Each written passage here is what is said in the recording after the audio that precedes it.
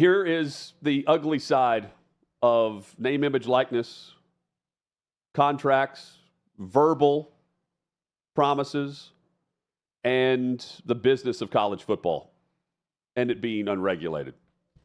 Matt Sluka was the quarterback for UNLV. The Rebs, they are 3-0. They have a shot at the postseason, not just, a bowl game, a shot at the college football playoff, the expanded playoff. They have a schedule coming up that is certainly winnable. They have a team that can win some big games. And right now, they're just behind Boise State for that spot, according to the Associated Press poll. They're ranked 29th. Boise is in the top 25. They're 23rd in the coaches poll that Chad was mentioning prior to the show. They're there. They're pretty good. And their quarterback just quit after 3 games because of what he says are empty promises due to name, image, likeness, and payments due versus payments that have been received. He even announced this on Instagram with a logo, with a image that has been created. Say, thank you, UNLV. I've decided to utilize my redshirt year and will not be playing in any additional games this season. I committed to UNLV based on certain representations that were made to me, which were not upheld. And says he enrolled after that, and despite the circumstances of what's gone on in discussions, they couldn't come to any agreement moving forward on what was promised versus what's been received. He's out. Chad, a lot of reporting has been ongoing throughout the day on this. Here's Adam Rittenberg, who added to it. Bob Sluka, his father of Matt Sluka. Good old Bob. Told ESPN that his son's agents agreed to an NIL deal with the school back in February. He was at Holy Cross. Now he's at UNLV. Back in February, agrees to this deal. Never received payments despite requests, and never asked for any adjustments to the original deal, which was agreed upon. Quote, we have no idea what the hell happened. Of course, there's no written contract here. I think that's the big issue. That's what the hell happened. He didn't sign a contract.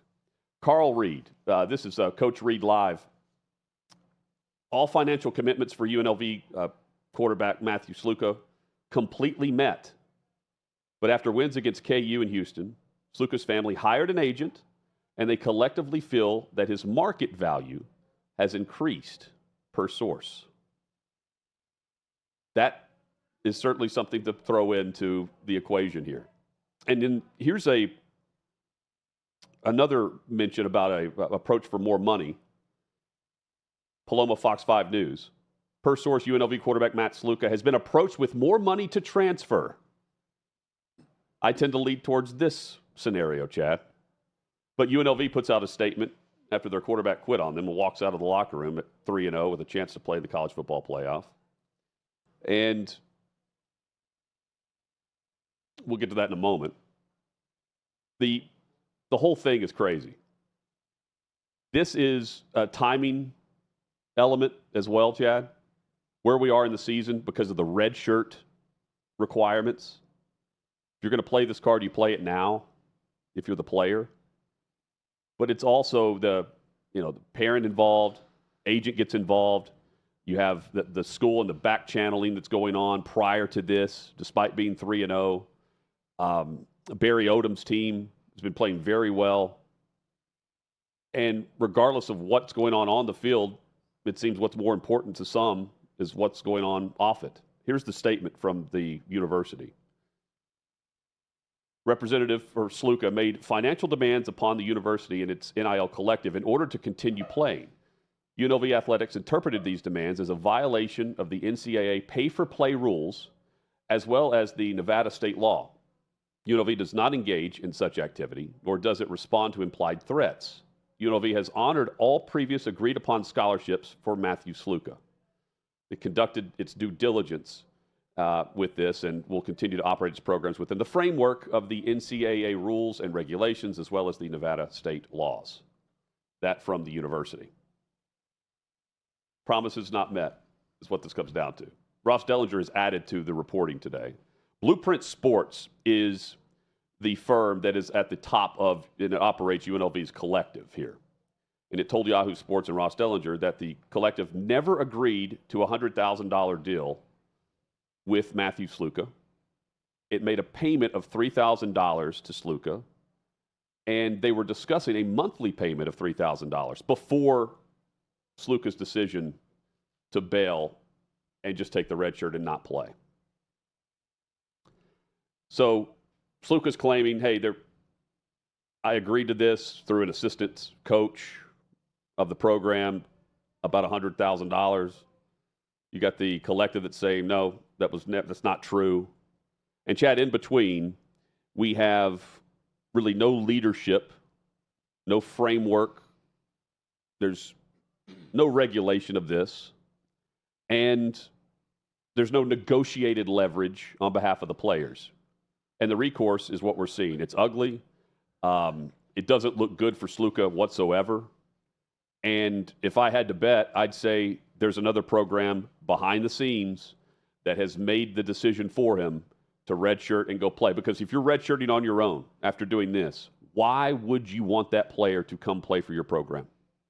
Why would you bring that in for? Why would you want your quarterback desperation to be the guy that just quit 3 games in?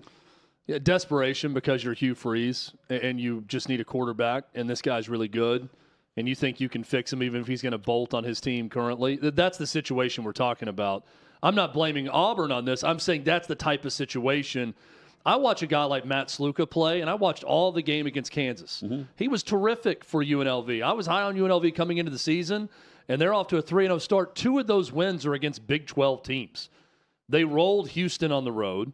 They beat Kansas on the road. They're really good. And Sluka is a big reason for that. The transfer from Holy Cross, he set a bunch of records there. Now I think about Hugh Freeze this past weekend at Auburn. And he's rolling all of his quarterbacks squarely under the bus and saying, hey, guys, I'm running the same offense all these teams that score a bunch of points run. They're running the offense that I ran years ago. Now they're all running it. We're getting a bunch of yards, but we got a quarterback who can't stop throwing to the other team and running backs who can't stop fumbling to the other team. Then I watch a guy like Sluka on a Friday night, and I think to myself, I'm guilty of this. I'm thinking, how in the hell can Auburn not pay for that guy to come over from a lesser school to go play for in the SEC in a program? How much better is Auburn if Matt Sluka is their quarterback this year? Do they beat Arkansas at home? I think so. Do they beat Cal at home? Probably. They're probably sitting here undefeated if they had Matt Sluka at quarterback. And that gets us to the story at hand with Sluka. Make no mistake about this. All the rhetoric that's out there, all the hyperbole about how college football is going to end and what the demise of the sport is going to be. It's not about players getting a piece of the pie or getting paid. It's not about conference realignment necessarily. It's stories like this, if they're allowed to continue. NIL deals right now, because they're unregulated, and look, I'm all for players getting paid. I have no problem with it whatsoever. And they get paid market value, and the market will dictate what that is. But when you have people that aren't bound to anything legally, and you got a bunch of verbal agreements between collectives or coaches and players that are on the open market because they're transferring or they're in high school and they're trying to decide where they're going to go play college football, when you have all these verbal agreements and then you have a dispute, you're essentially left with a drug deal gone wrong. Who are you going to call? The cops?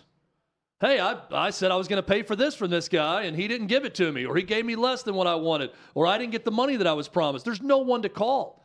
There's no regulation. There's no police force to call on this. No one. It's just a dispute between you, the coach, and the collective. And it's why the collectives that are upfront and good business-wise and are doing the right things in terms of not saying something they can't do and following through on commitments, go down the list of some of the most successful athletic programs right now. And I bet I can point to a collective that has not been questioned in terms of not paying players what they say they're going to pay them. Now, they can't get every player. That doesn't mean you're going to get all the top players in the open market because you can't pay everyone. What is it Nick Saban said on College Game Day? If you're going to pay people, make sure you're paying the right players or you're shit out of luck. Well, enter Matt Sluka. And this is the negative part about him. Not the right type of player. Not the type of guy I want in my program. Sorry, Matt. I don't care if you were promised $100,000 or whatever it was. You've been with a program since February. That's when you decided to go. You've gone through a training camp with that team. You've been there for summer workouts. You have, I would think, bonded with your teammates to the point that you have produced a 3-0 record, getting ready for a big home game against Fresno State 2 weeks in advance of what could be the biggest college football game in the history of the University of Nevada, Las Vegas football program. And that is a Friday night home game against Syracuse in the NFL stadium in town at Allegiant Stadium. All these things are right there. And you leave your teammates high and dry? I don't know what was promised. I can only go by what his dad, Bob, has told Adam Rittenberg and Pete Thamel. But you don't do that. You don't do that in amateur sports. You don't do that in semi-pro sports, which is college sports now. You don't do that in pro sports either. But as long as we don't have regulation, this is why NFL teams can't say, hey, I'm going to sign you to this contract. Right. Here's what I'm going to pay you. Oh, by the way, we're not going to pay you all the money because you suck when you get there. You can't do that because all these things are collectively bargained, and there are rules in the NFL. There are rules in place for you to continue to operate your NFL franchise. And part of that is when you sign someone a contract, you pay them the money that's in the contract.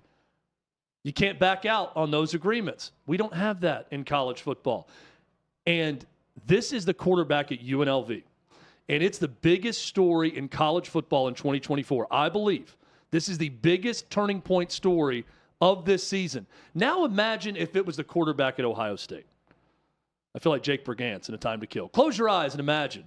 This is the defensive line for Alabama that were all offered an NIL deal that now claim they're not getting the money they have. And the night before the Georgia game, they decide the offensive and defensive line together, they're not going to play because they're not getting paid their money. You say that, and a lot of college football media across the country will say, oh, you're stupid, you're foolish. Players aren't going to do that. Players are always right. They're not going to do that to their teams and their teammates in their locker room. Well, we're seeing the quarterback at UNLV do it. It could happen somewhere else. In Hutton, if it happens at another place with more eyeballs on that program and bigger stakes out there, and I'm not trying to belittle UNLV in the season they're having. Yeah. I think it's terrific. But if this happens at an undefeated power school that's right there for a college football playoff spot, and their quarterback decides, you know, it's not $100,000. You're $500,000 short. You're $1 million short. We saw it with Jaden Rashad at Florida before he even became a Florida Gator. Now he's suing the school. The ripple effect of these types of things and these stories would be damning for college football and could be damning. So I agree with what you're saying, Chad. The problem is the timing and the leverage of if he's going to play this card, when does he play it? Who knows what the agreement actually was? You know, you got sides denying. There's no written contract. That's the problem. It's a Matt Sluka problem. It's also a player issue in regards to the money aspect and what the collectives, what the schools have versus what the players don't. And that is all of the leverage in terms of payment. And if you want your redshirt, so, you know, we were, and I like the idea, Davey threw it out, like, hey, why not do this a different way? Why, instead of quitting now, why not, quit after the season, or make it known that you chose not to do this during the season, but play it out. It's a much larger issue than that, because if you want to save your year, your redshirt year, you have to do it within a framework where you don't play as many games as, that goes over that threshold. So now he's got to do it. They're 3-0. I believe if he plays a fourth game, he can't redshirt, right? Yeah, he's getting out before his redshirt is Now's out. the time he has to do it if he's going to play that card. He's been playing well. The team's 3-0. Maybe they have behind the scenes, and it was mentioned that in one of the reports that, they have been talking. I think Sluka even put it out in his statement. Like, we tried to negotiate something, but it's clear that we're not going to be able to come to any agreement. Whatever he thought he was getting, whatever his father thought they were getting versus what they've been receiving doesn't add up. And now that the team's playing well, there's national notoriety. He's one of the main factors as to why. Now's the time you go back and say, yeah, how those payments that I haven't been receiving, but I've been playing, like what we agreed to, I need this. And you also add in the lawyer aspect. They hired a lawyer who churns and gets this going to where we are right now. The business side of it is ugly, but the players have no one representing them by and large. And if you want to be the leader, the team, and play the team card and just go through it, the structure remains the same. I hope this is this is one of those glaring problems that actually comes to the forefront now. And it is, hey, the players need representation in this. Otherwise, yes, it's going to happen at the start of seasons. Yes, you can have teams that will have a highly paid quarterback that maybe sits out due to the business side of things. But by and large, what I've realized is it's not necessarily the collective that's promising things. It's the recruitment aspect through assistant coaches.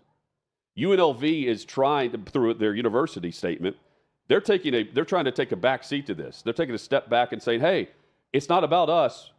We fulfilled the scholarship aspect. Congratulations to UNLV for fulfilling the scholarship. It also puts them, by the way, in a weird spot. I think it's a mistake by UNLV to release that statement about we're abiding by state law and NCAA rule. And come on. But your collective is the one that does this. Stop invoking the NCAA and everything else. But also now, if the kid does get paid, let's say the collective says, you know what, we came up with $30,000. We'll give you now, and we'll make good on the rest in 2 other payments at some time. Yeah. And now, okay, I'm back to practice. All good, I'm going to play, right? If they come to some sort of agreement. Well, now you've put yourself out there, UNLV, and if the kid comes back and he says, hey, talked it over, all good.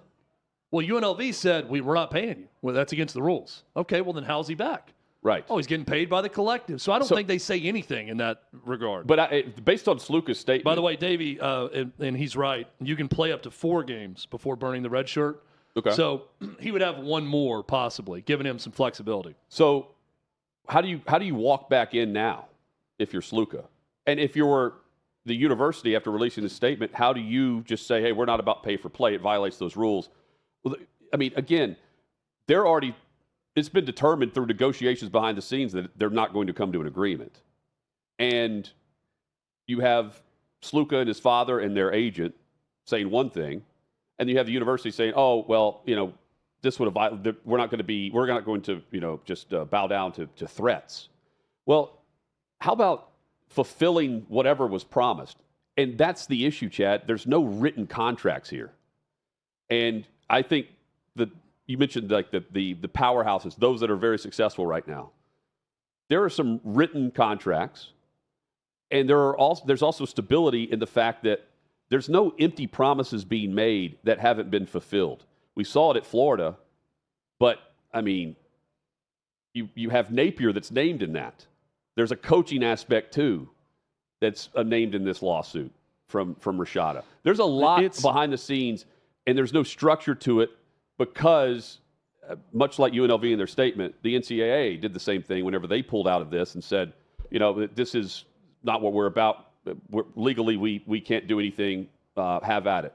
Go by your state laws. It's also a huge risk from Sluka's standpoint for this reason.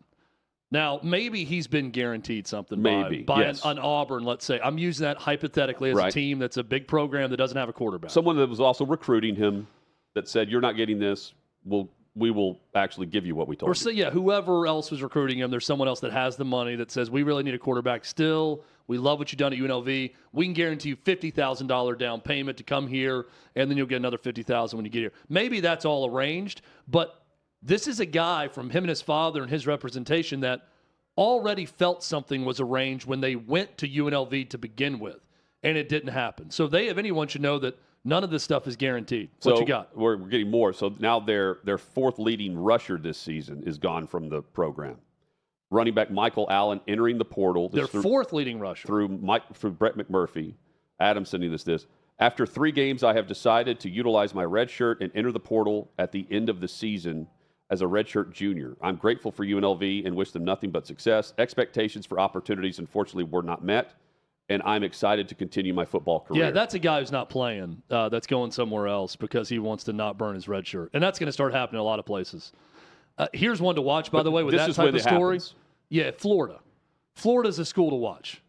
Because if they feel like it's just they're on the Titanic and the iceberg they've already hit, a lot of those guys are going to say, I'm not going to play in 4 games this year, see ya, and split and go ahead and hit the transfer portal now to go somewhere else. So I think that's completely unrelated to this story because that's just a guy. If he's the 4th leading rusher, he's not playing the way he thought he was going to. That's fair. And he's saying opportunities weren't met, not financial opportunities.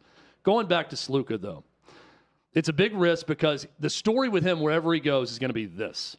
You're the dude who left your 3-0 team mid-season because you weren't getting paid. So what are you getting paid now? Now the expectation is you're getting paid a lot, right? Wherever you went, we're going to know you're getting paid $100,000 or more because that's what you were mad about not getting at UNLV. Well, you better deliver that then. And here's the other part of this. What if Cameron Frill or Haj Malik Williams, who are the 2 backup quarterbacks for UNLV, what if they come in and there's no drop-off? You're also banking on the fact that you are the missing link.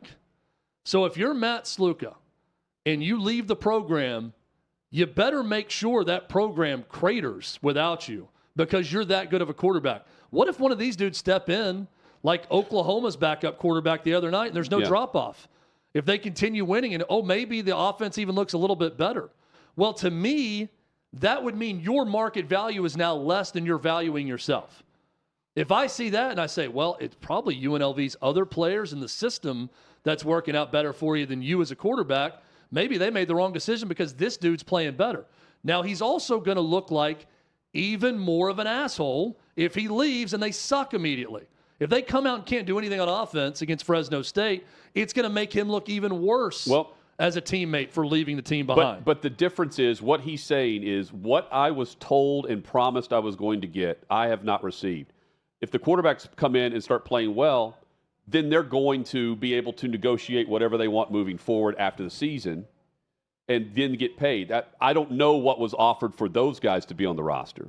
Maybe nothing. But they have an opportunity now to receive some type of offer. Meanwhile, the quarterback that left was told he was getting that prior to taking a snap. And he's saying he hasn't. And by the way, the collective's admitting that by saying that they were actually in talks to pay him $3,000. What was it, a month? A week? A month. A month. But again, like... I saw that, I think it was Ross Dellinger's report, that there was some, that they acknowledge that collective that UNLV works with, there's some acknowledgement to pay him $3,000 a month for 4 months, and what they've paid him is $3,000 in travel expenses so far. In a stipend. So it made a payment, here it is from Dellinger, of $3,000 to Sluka, and we're discussing a monthly payment of $3,000 before his decision to leave. So they're not denying that that Sluka could have – put that back up, please. They're not denying that he believed that he was going to get $100,000. They're just saying they never agreed to it, is what the collective is saying publicly. They're just saying the collective never agreed to a $100,000 deal. Right. And so Sluka is also – I believe it was in his initial statement or one of the other reports that an assistant on the staff is the one that threw this out there. That we read through at one of these. It was offensive coordinator. It was? Yeah. So you have they named the offensive coordinator. The dad Brendan Marion? Yes. So specifically is the guy they talked to that offered it. And then they even say in the meeting with Barry Odom is basically, you don't have an agreement with me. I'm not sure what you're talking about. Right. Like denies any knowledge of whatever agreement they have with the offensive coordinator. Yeah. So here you got the NIL deal with the school back in February that they agreed here and then never received payments despite requests, never asked for any adjustments to the original deal. The original deal is what? Right? $100,000 according to them. Right. So, again, this is the messy part of it because there's no written contract. There's no signed contract here. And if it was the offensive coordinator, what has he told these other quarterbacks? Maybe nothing. Well, and this kind of. But you see what I'm saying. But for years, that coaches tell recruits a lot of things in the recruiting process. Sure. Then they arrive on campus and it doesn't happen. But now that we're dealing with the money part of it, yes, we're having more of these situations. Jaden Rashada, and now this, because Coaches are just throwing things out there to make sure they get their guy, and then, we'll figure it out later. Which is why, what they're thinking. And then when they don't figure it out, it's a problem. Which is why I tend to lean towards, that whatever was thrown out his way to transfer to the other school, which he didn't choose to do, he went to UNLV, I would think you also have some acknowledgement that if you're going to pull this, you're going to play this card and leave, you kind of know where you're going. You know what I mean?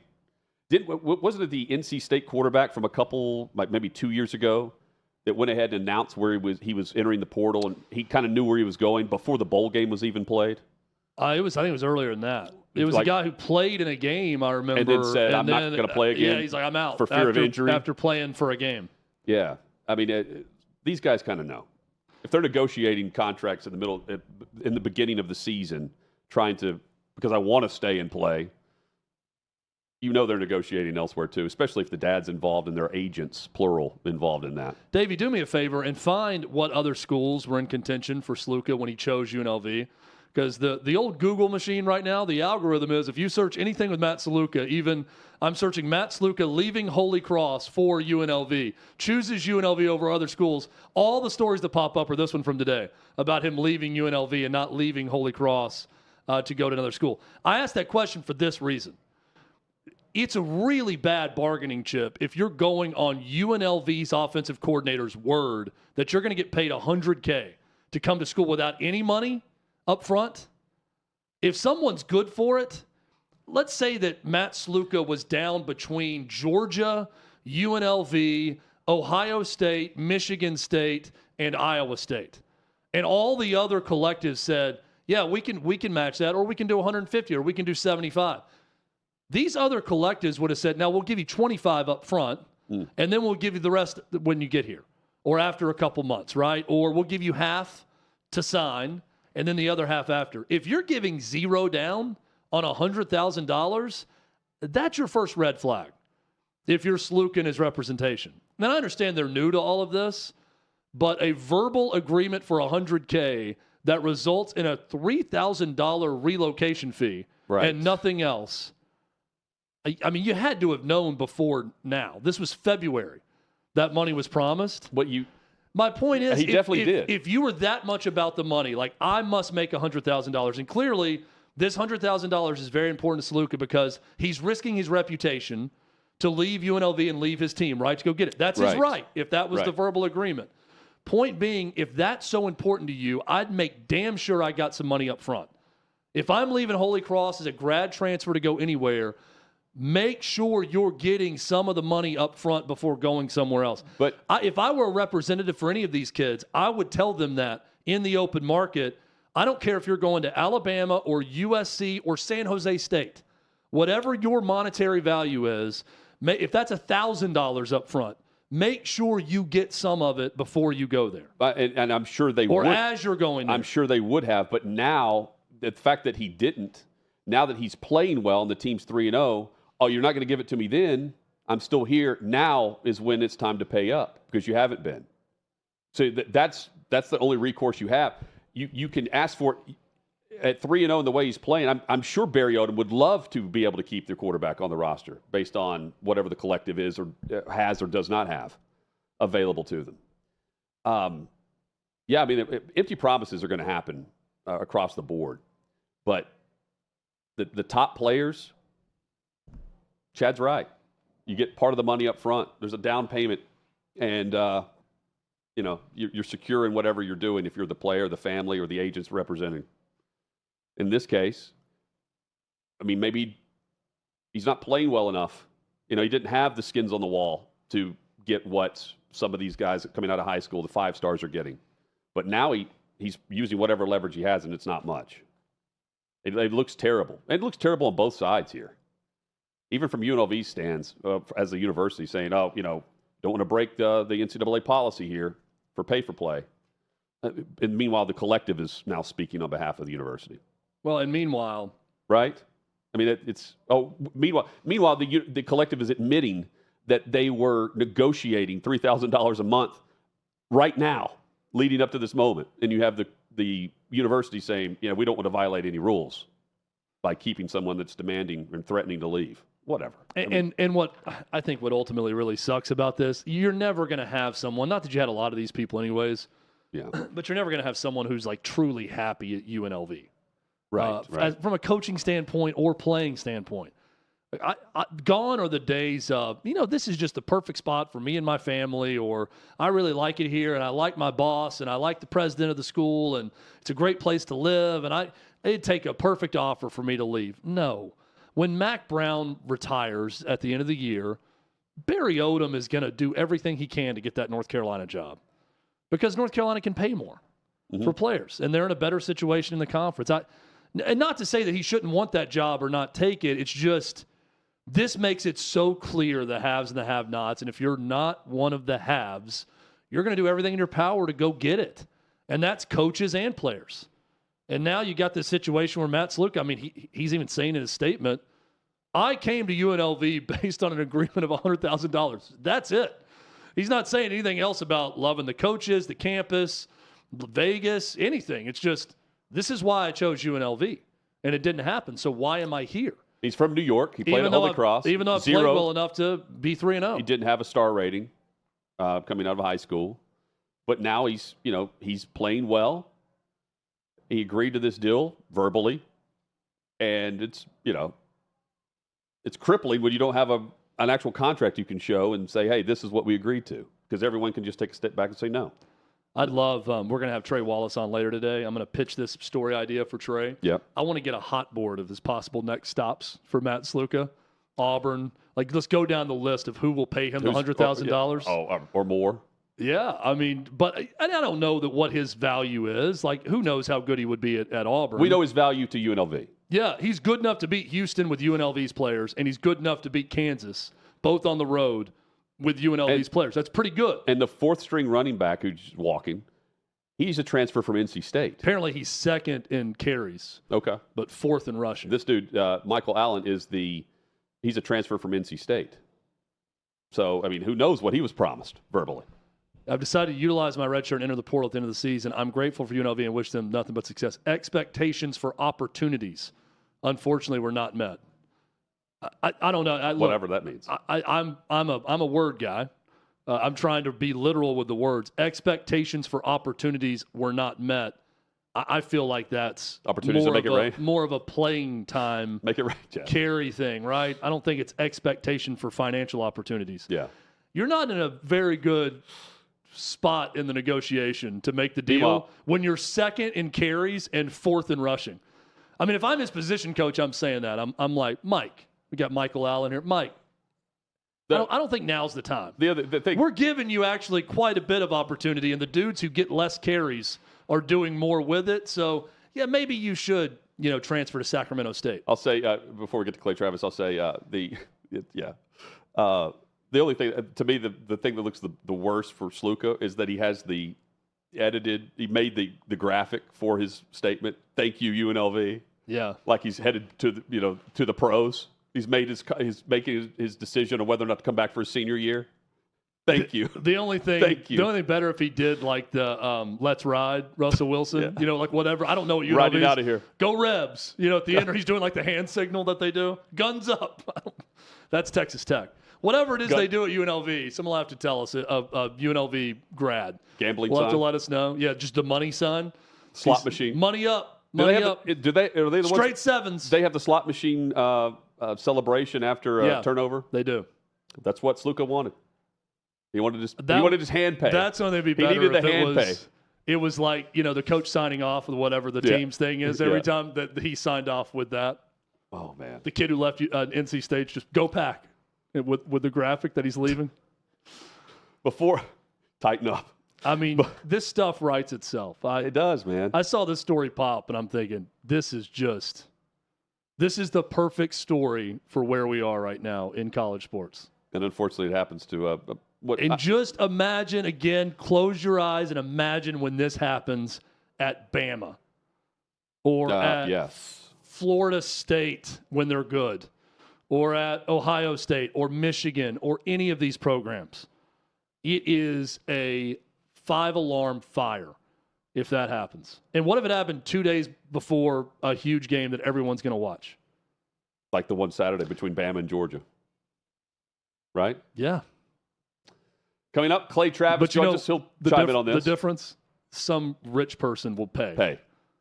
There's some Alabama fans going to read that What's and be that? like, how much? You want a hand pay? $500K? Yeah, I can get liquid quick. I'll get that to We know you. who we're calling. I'm very liquid. Yes.